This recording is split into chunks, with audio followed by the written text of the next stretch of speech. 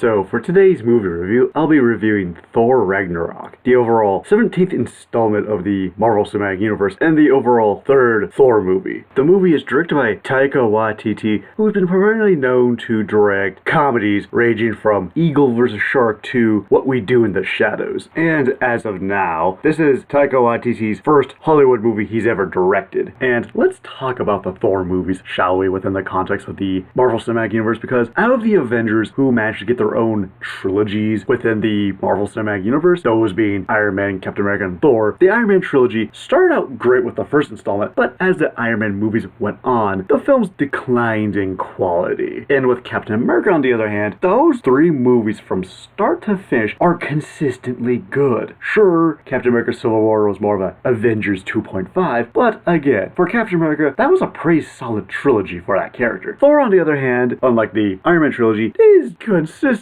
but maybe not in a good way, because the Thor movies, as I see them, are consistently okay. But between the first and second installments of the Thor movies, the first one is definitely a lot better than its sequel, but when Phase 3 was announced and Marvel revealed that they were going to adapt the Ragnarok storyline on the big screen, and I said to myself, you know what, that sounds about right. But as the production of the movie continued and they started releasing little bits of information here and there, it started to worry me for a couple reasons. Because when you looked at the original font they used for the announcement of the movie, it looked pretty apocalyptic, almost kind of in the same vein as like a Hellboy type logo. Yet when they showed the new logo, I was like, man, for a movie that's supposed to be about the Norse apocalypse, looks pretty colorful. But then the trailer came out, and as I watched it, I was both excited but even more worried. Because on one hand, it looks pretty awesome, but I feel that it became more of a Guardians of the Galaxy type movie than it did a Thor film. And to add on top of that, the movie's also incorporating elements from the Hulk comic storyline, Planet Hulk, since the Hulk himself does appear in this movie. And if you're wondering as to why the company behind the Marvel Cinematic Universe hasn't made a solo Hulk film based upon the Mark Ruffalo version of the Hulk, answer's pretty simple. Universal still owns the rights to the Incredible Hulk character. Case in point, the last solo Hulk movie we saw was back in 2008 when The Incredible Hulk came out. That being said, the company that's been making the Marvel Cinematic Universe was like, hey, we found a loophole, that being, we cannot make a solo Hulk film, but there's nothing on pen and paper that says we can't use the Hulk character in an ensemble film. So that's why you see Hulk in films like The Avengers or Thor Ragnarok. And keep in mind, this won't be the last time that Marvel would use this loophole. They would again use it for the characters of Quicksilver and Scarlet Witch for Avengers Age of Ultron, since those two characters are typically associated with the X-Men franchise, but because 20th Century Fox owns the rights to the X-Men, that's where we get our other loophole from. Although, to be fair, Quicksilver and Scarlet Witch have been known to be a part of the Avengers, so that's acceptable. But anywho, is Thor Ragnarok more of a Thor movie or a Hulk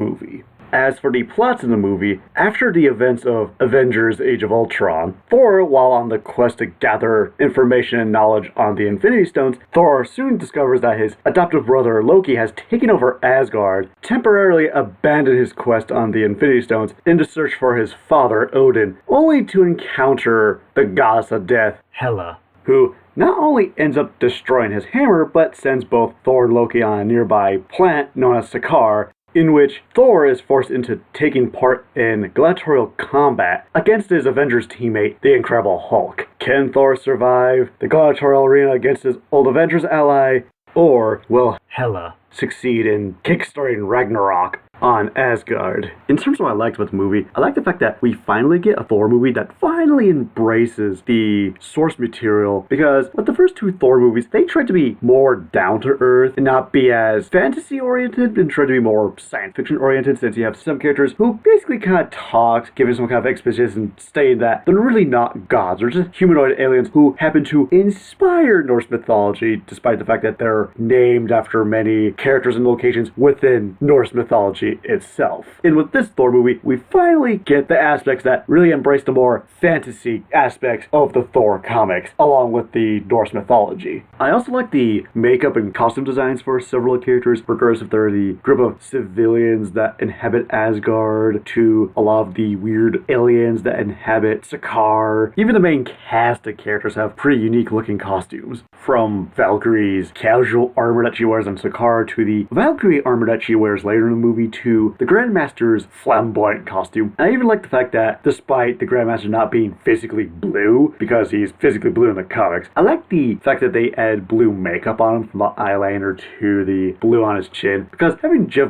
Goldblum playing a blue alien would be completely ridiculous. I even like the overall costume that Hela wears, because it constantly keeps changing throughout the film, which really matches the unhinged nature of her character. I thought that was a nice touch in terms of the costume design for that particular character. Hell, even having the visual of the ridiculous antlers look really awesome. Scourge in the movie looks exactly like he does in the comics, in terms of the type of armor he wears, to even having those weird markings on his head. Even Thor's new costume in this looks pretty good, because initially when I first saw it, it did worry me a bit, because it reminded me of the Sam Worthington Perseus costume that you see in the Clash of the Titans remake, but upon seeing it on film, it actually looks pretty good, in a dumb, cartoonish way, which matches the tone of the movie. I even like the fact that Thor finally wears a helmet in this movie, because if you know what Thor typically looks like in the comics, he's typically shown wearing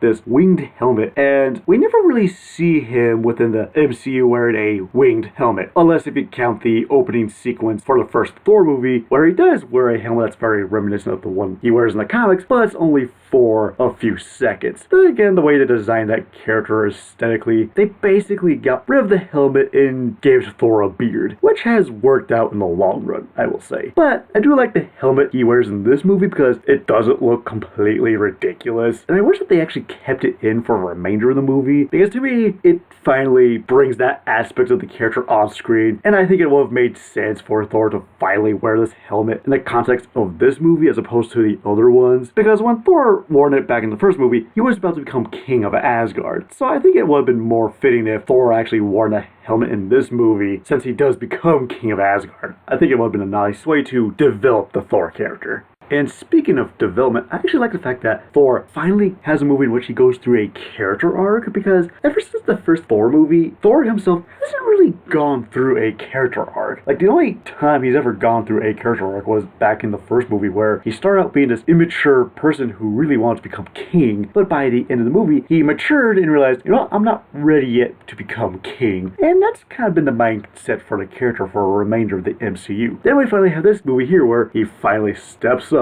and comes to terms with his destiny in some regards. Hell, even his relationship with Loki comes full circle in some aspects as well, because between the first Thor movie, Thor essentially wanted to both save and understand Loki, but as the MCU progressed, he basically slowly lost his way with Loki. Although by the time this movie comes to an end, the two of them essentially became closer as a result. So you can definitely tell that this movie wraps up the character arc that was started in the first Thor movie and finishes up nice and tightly here. And in regard to some of the returning characters ranging from Loki, Heimdall to the Hulk, Loki is definitely just as entertaining as he was in some of the other installments of the MCU, and I do like the fact that Loki finally comes to grips with his destiny and accepts Thor as a part of his family, since that's been kind of an ongoing conflict between him and Thor, even playing more of a proactive role in regards to helping Thor defeat Hela. I even like the fact that Heimdall in this movie has a more proactive role within the confines of the story, because within the first two Thor installments, a lot of people agreed that the Heimdall character is really cool, but he really doesn't do much, and at points in time he's proving to be very useless in some situations. But by the time you get to this movie, like I said earlier, he has a much bigger role to fill, and for a good chunk of the movie, he actually prevents Hela from leaving Asgard by taking the sword that operates the Bifrost, and protects several of the remaining Asgardians on Asgard. Then you have the Hulk in this movie, who is freaking hysterical, because in the previous few movies that featured the Hulk, he was primarily just the muscle of the group and spouted some one-liners here and there. But this is the first movie in which we actually get Hulk as a character. He even speaks a few lines of dialogue, and he's just hilarious. Like, if I had to describe Hulk in this movie, he's like a giant 8-foot, 3-year-old kid who throws temper tantrums. And like he was in the first Avengers movie, he is definitely a highlight of the movie. I even like the weird-ass bromance that both Thor and Hulk have throughout the entire movie, because throughout the entire MCU, you really don't see Thor and Hulk interact with each other very much, unless it was during a battle sequence, and I do kind of find it refreshing that you have these two characters working together, seeing them interact in ways that you wouldn't have seen before in any other Marvel movie. Then you have the new cast of characters that appear in this movie, starting with Valkyrie, because originally the Valkyrie character was supposed to appear in Thor: The Dark World, but was ultimately scrapped due to time constraints. And when the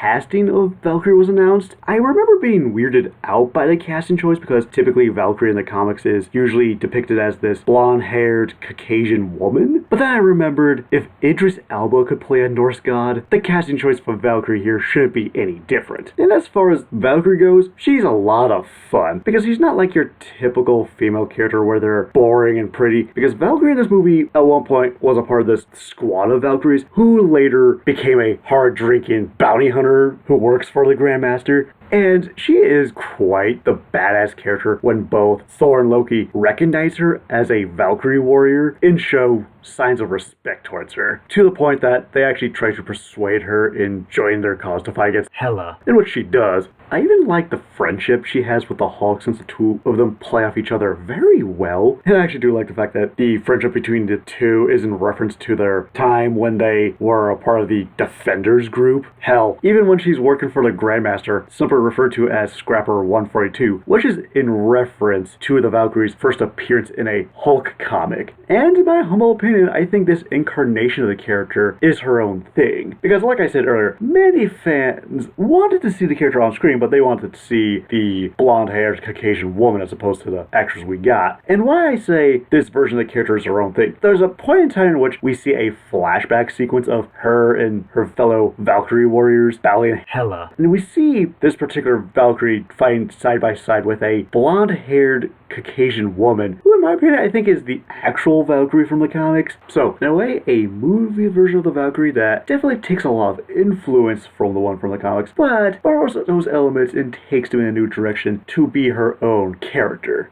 Then you have some support characters from the Planet Hulk comics, that being Korg and Meek, included into the story, and I thought that their inclusion to the movie was a nice addition to the overall roster seen within the movie. Although between the two characters, Korg is the more memorable because of how hilarious he is in comparison to someone like Meek, who really didn't have much screen time in the movie. As for the villains of the movie, I'm going to start with the Grandmaster, since he's definitely the antagonist in the movie, but he's not the main villain. If anything, he's not really that evil. Like, if anything, the Grandmaster character in this, he's essentially a very laid-back pleasure seeker who just so happens to be a master manipulator, and he's also very flamboyant, and yet another hilarious addition to the entire villain roster. Again, he's not evil, he's just extremely hilarious. Then again, it doesn't help that he's being played by Jeff Goldblum, who in my opinion is essentially a national treasure as far as I'm concerned. And I think it made more sense to include the Grandmaster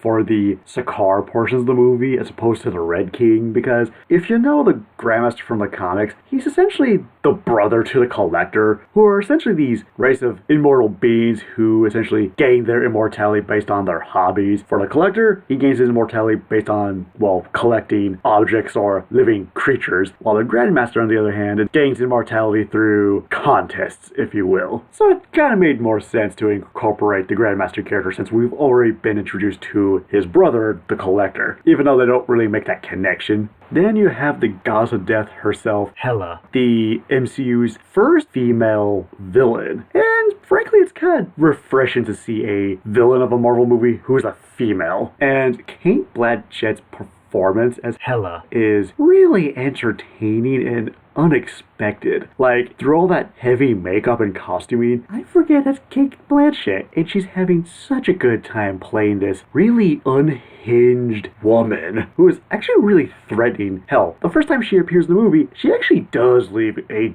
good first impression. Yeah, like when she immediately sees Thor and Loki for the first time, she immediately pulls out her swords and just views them as being inferior beings. And on top of that, she broke Thor's hammer single-handedly. And if that doesn't leave a good impression, I don't know what will. Although they changed her backstory around quite a bit, because no matter what origin you read of Hela, regardless if it's the one from the comics or the actual Norse mythology, Hela is typically the legitimate daughter of Loki, but I'm glad that they made Hela the firstborn child of Odin instead. It just made a lot more sense within the context of the movie. And much like Valkyrie, originally Hela was supposed to be the main villain of Thor the Dark World, but was replaced by Malekith the Accursed, and we all know where that leads. Although there are a few details that bug me about the character, one of them being her relationship to Scourge, because in the comics, she never really had a henchman. Hell, I remember back when Thor the Dark World came out, I kind of made this funny prediction a long time ago, which went along the lines of this: if they do make a third Thor movie, it should be based on the Ragnarok storyline, in which features Amora the Enchantress being the main villain, with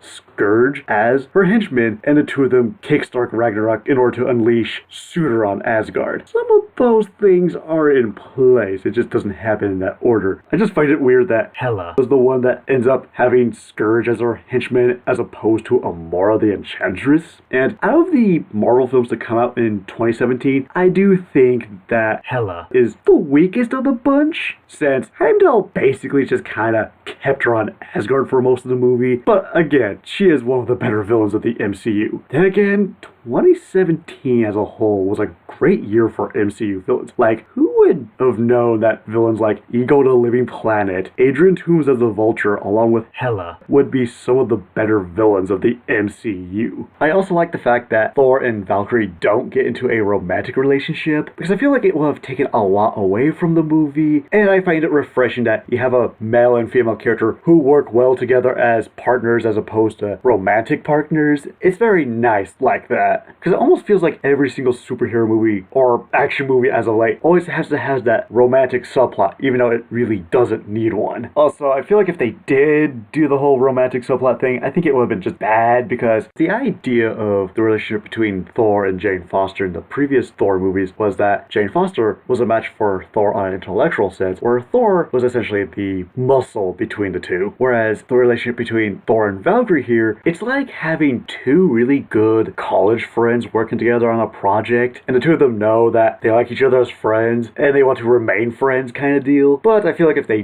did get into a romantic relationship, I feel like it would be really redundant. And let's talk about Thor's hammer, shall we? Because sometime before Avengers Age of Ultron came out, I made two predictions I would have liked to have seen in the film. The first of these being Captain America's shield breaking, and the second one being the main villain Ultron catching Thor's hammer and using it against the Avengers, since non-organic beings are able to use the hammer but not gain the powers of Thor in that situation. And when the movie did come out, we do see Captain America's shield break, but that was in the form of a dream sequence, and we never ever see Ultron catch Thor's hammer, unless if you count the few times he catches it with his face. But then this movie happens in which Thor's hammer gets destroyed, and before I go any further, I bet you're sitting here saying, way to spoil the moment. And I would say, yeah, that's a spoiler, but the trailer did the job for me. And yeah, that moment in which Thor's hammer gets destroyed is a really unexpected moment, because with something like Captain America's shield, I have expected that shield to break at some point during the MCU, because that is something that happens in the comics. But I never pictured a day in which Thor's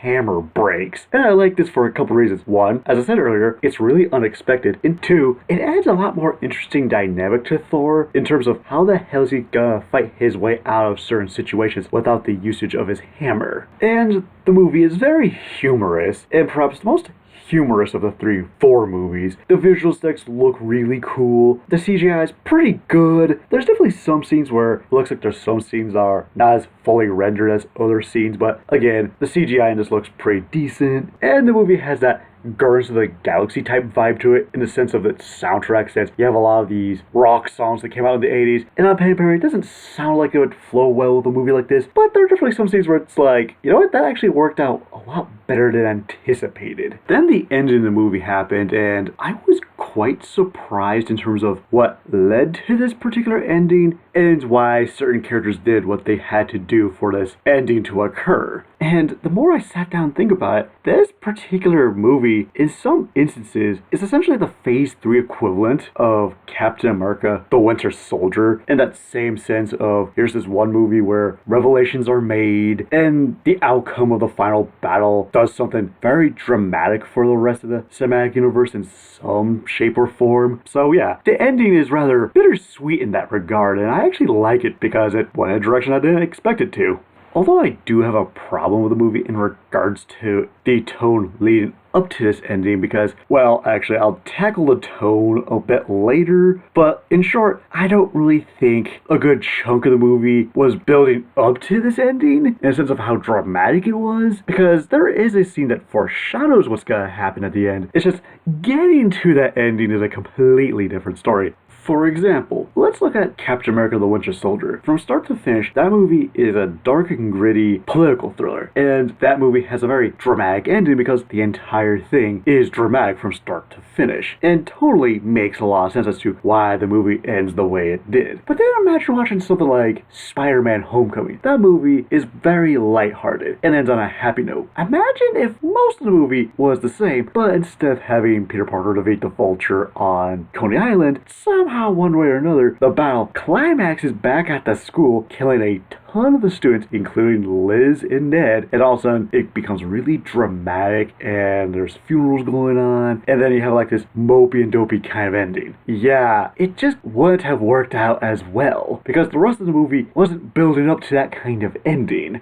That's essentially how I feel about the ending for this movie. On one hand, I do like the bittersweet nature of it, but I wish it had some better build-up, totally speaking. So, in terms of what I disliked about the movie, I feel the movie had a problem in terms of the flow of the narrative, in terms of how we get from one point to another, because on one hand, it has a structure that's very similar to the first Thor movie where we go back and forth between what's going on in Asgard and what's going on with Thor when he was on Earth, and they do the exact same thing here, where we cut back to what's going on in Asgard and we cut back to what Thor's doing on Sakaar with the Hulk. But here's the difference between those two narrative setups. With the first Thor movie, there was a nice balance to the film, because on one hand, we have the more over-the-top elements that occur on Asgard, whereas we have more of the down-to-earth stuff, well, on Earth. There was a nice contrast to that type of movie. Yet with this movie, I think there's just too much over-the-top elements, because on one hand, we do get plenty of Asgard, but we also get a lot of the stuff revolved around the Hulk. And I think it was just a bit too much, because it really does feel like two movies are happening at once. So on one hand, we do have a Thor movie going on, but it also feels like we're getting like leftovers from the Guardians of the Galaxy movies intertwined with this Thor movie, which is really distracting. And speaking of the stuff revolved around Hulk and Sakaar, I didn't really think those elements were going to go on as long as they did, because months leading up to this, according to, I want to say Mark Ruffalo, he stated that the movie was going to be like a 80s buddy road trip comedy type thing. And I thought that at one point, Thor lands on Sakaar, both him and Hulk escape, traverse the universe, then head back to Asgard. I didn't really think half the movie was going to be dedicated to the Sakaar stuff. Like, I thought it was going to be something more along the lines of Guardians of the Galaxy, because that to me was more of like a road trip type movie than this was. I also didn't like the way this movie phased out the old support characters that appeared in the previous two Thor movies to introduce new characters for this particular movie, because here's the thing, with the first Thor movie, it's introduced a ton of new characters, from Jane Foster, Dr. Selvig, Darcy, Lady Sif in the Warriors 3, the list goes on. And yet, a good chunk of those characters either don't return, or when some of those characters do return, they're barely in the movie. I was like, really? They're only gonna be in this one sequence, and that's the way they're gonna leave? Jeez. Because on one hand, I am happy that some of the human characters like Darcy didn't return, but I was actually kind of bummed that the Warriors 3 didn't get enough screen time. Which brings me to my next character, that being Lady Sif. Like, what happened to this character? She's never seen throughout the entire movie. Hell, she doesn't even get mentioned. And why that bugs me on both accounts, because at least with Jane Foster, although she doesn't appear in the movie, at least we know why she won't be appearing in the movie, through some exposition that Thor gives. Yet with something like Lady Sif in The Warriors 3, this is a group of characters that are close friends with Thor. They've been around since the first Thor movie, and between the first two Thor movies, I feel that this is a group of characters that have been the most underutilized within the Marvel Cinematic Universe when it comes to the characters that came from the Thor movies. However, from what I heard as to why Lady Sif doesn't physically appear in the movie, apparently the actress Jamie Alexander, who typically plays the character, I think had scheduling issues if I remember correctly, and that's why they couldn't get her in the movie physically, but you could at least mention what happened to the character within the context of the story. And before I go any further, have you ever watched a particular movie trailer or a TV spot and you noticed either bits of dialogue or particular scenes that don't show up in the final product? There's two I would have liked to have seen, one of them which isn't really the biggest deal, that being the iconic shot of Hela looking at the camera in all her full glory. And the one that I actually would have been more interested in seeing in theaters would be the interaction between Doctor Strange and Thor, at least the part in which you hear Doctor Strange say, "Destiny has dire plans for you, my friend." And then you have Thor reply, "Well, I have plans for Destiny," or something like one of those lines. And I actually would like to know, what was Doctor Strange talking about at that particular instance? I mean, I have a feeling that he was probably referring to the ending of the movie or the post-credit scene, but who knows? Maybe this will show up as a deleted scene on the home video release of Thor Ragnarok. And I feel that the movie should have utilized different characters a bit more, because on one hand, I do wish that The Warriors 3 should have had a bigger role in this movie, and even for some of the newer characters, I kind of wish that Scourge maybe did a bit more. As he is, he's definitely entertaining, but I feel that he didn't really do much. Even something like the giant wolf in the movie, I think could have done more, because as it is, it just kind of chillaxes and fights the Hulk. Even its initial fight with the Hulk is pretty short. Like, I wish that battle could have gone a bit longer. And I just gotta ask, anytime you feature Hulk in a movie battling a monster, does it always have to be canine themed? Or was this just a reference to the 2003 Hulk movie? Like, I want to know, was this like done intentionally or was it just coincidental? I also feel that the dialogue that Thor had in this movie was a bit too different for the character. Even though I do like the fact that this movie gives Thor a story arc, it's just the way he talks in this movie is completely different. Because when you watch Thor in the first two Thor movies along with the Avengers movies, he had a very particular way of talking. Actually, a matter of fact, most of the Thor characters spoke in a Shakespearean manner in that sense that they spoke Old English. Yet, when you hear Thor talking in this, he sounds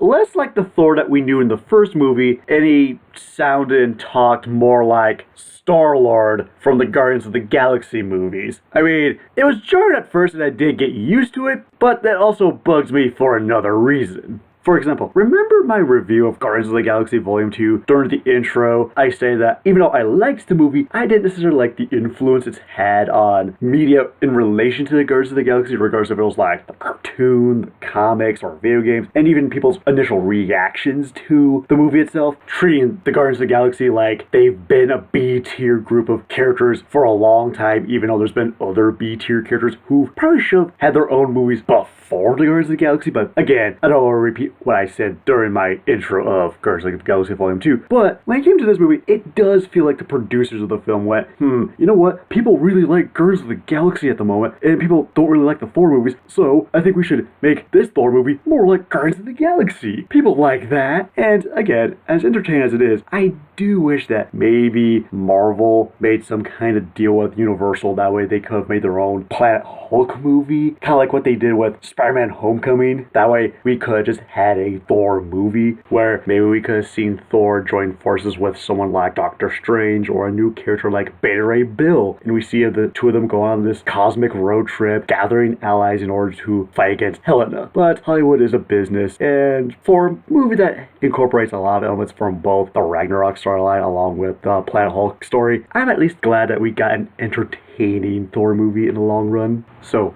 for my final verdict of Thor Ragnarok, out of the three Thor movies to be set within the Marvel Cinematic Universe, this is easily the most entertaining of the three Thor movies. Now, do I think it's the best? That's up for debate in terms of the individual, depending on what they want to see out of a Thor movie. But for me, I think I enjoy this installment more than the other two Thor movies. So, overall, Thor Ragnarok is by no means a perfect movie, but it's definitely the most entertaining of the three Thor movies, for sure. And before I give my final rating, what did everyone else have to say about Thor Ragnarok?